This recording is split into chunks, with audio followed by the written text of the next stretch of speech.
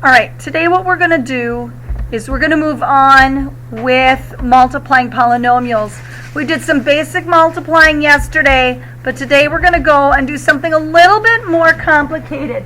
Now you're going to notice that with the first polynomial, it's a 1 by 2. So what we're going to do is we're going to go off to the side, we're going to make a 1 by 2. Remember, I want it short and fat.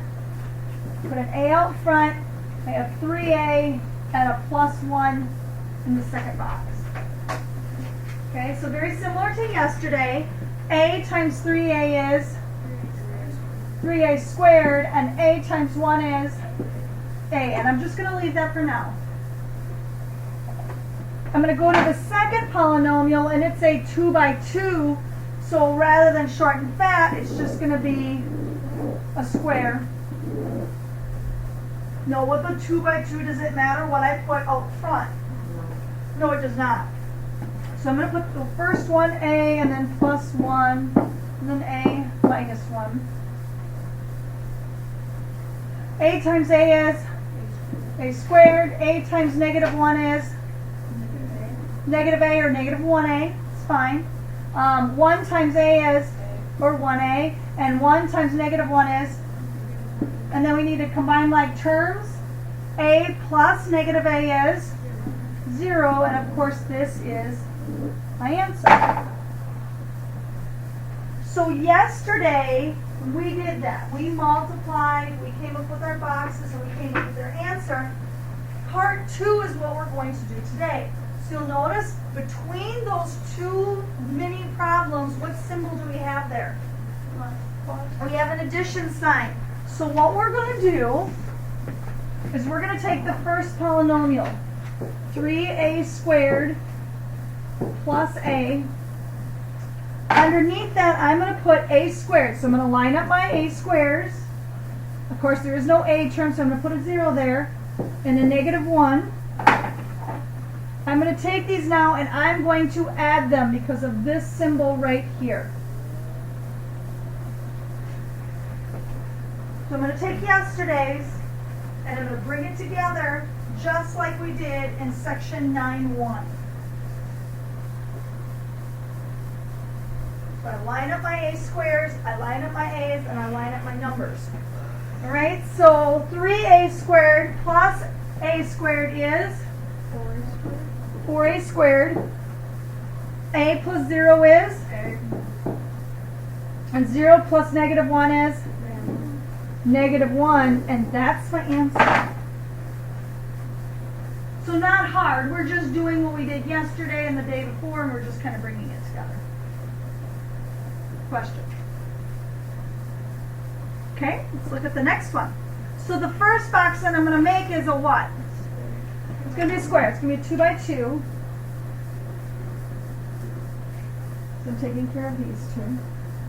So n and 2 and n and 5. N times n is n squared. N times 5 is n times 2 is and 2 times 5 is.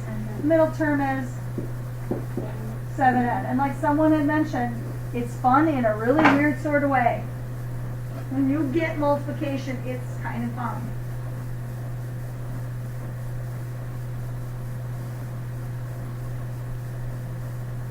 Second polynomial, I need to make up what kind of boxes? 1 by... Short?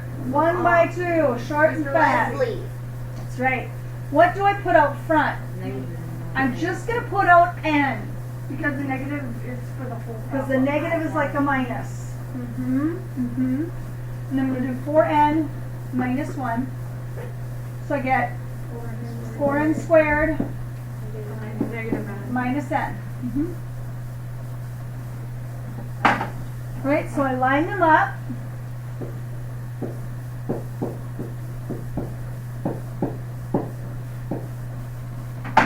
Okay, and the 4n squared goes under the n squared. And the n goes underneath the 7n. And again, I'm going to subtract because of this symbol right here.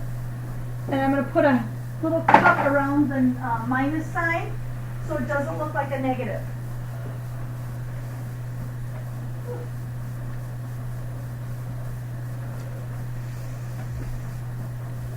questions so far?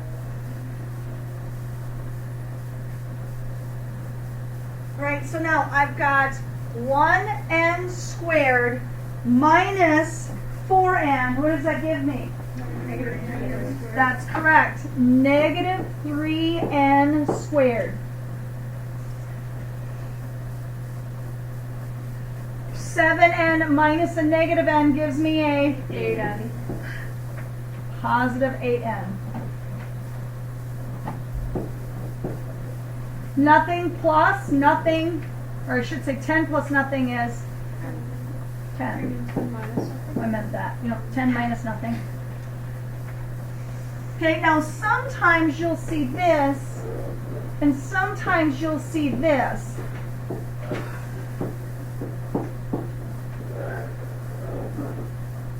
Because sometimes that a term, we don't want to be negative, we want it to be positive, so I multiply it by what? Negative 1. So if I multiply each term by negative 1, it gets that leading coefficient to be 3, which is what we want. So sometimes you'll see it both ways. Questions? Okay, let's move on. It says, write a polynomial for the region.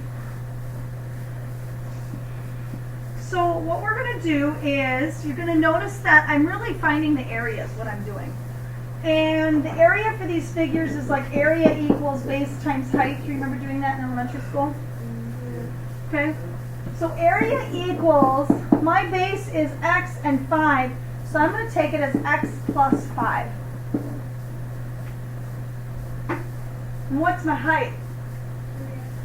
3x.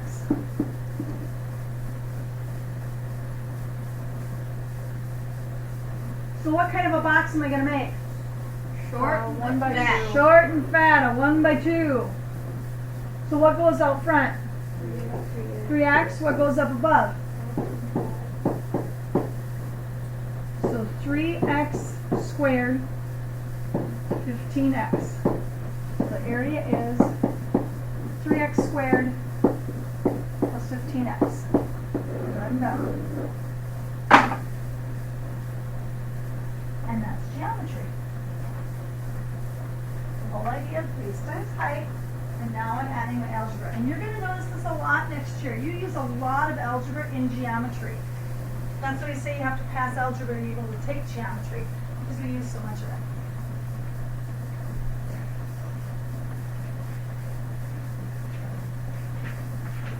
Questions? Anything you don't understand?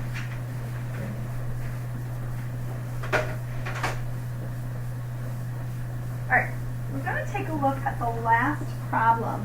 It says to write a polynomial for the shaded region. Now you're going to notice that I have two figures here. What are my two figures? M minus 1 and M minus 2 and 4. Okay, you're right, you're with the dimensions, but I've got a large shape and I have a smaller shape. What are the two shapes? Rectangles. They're rectangles. Now, if you are making donuts, roll out your dough, right? And you cut the center out, which is the donut hole, and what do? Take it out, right? So this is what you're doing here. You're going to roll out your dough with the big rectangle, and you're going to take that middle rectangle and you're going to take it out. So you're going to subtract it. Okay? So I need to find the area of the blue figure. So the area of the blue figure is base times height. Area is m plus 2, m plus 2. Or m plus 2 squared, right? You saw that in Kahoot today? So I'm going to go ahead and I'm going to make my boxes. So 2 by 2. M and M are m times 2. 2 times m is 2m. 2 times 2 is middle term.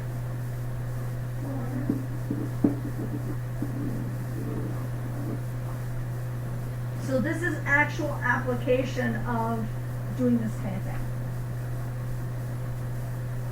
Okay, so that's the big blue part. Now I need to find the area of the smaller little rectangle, right?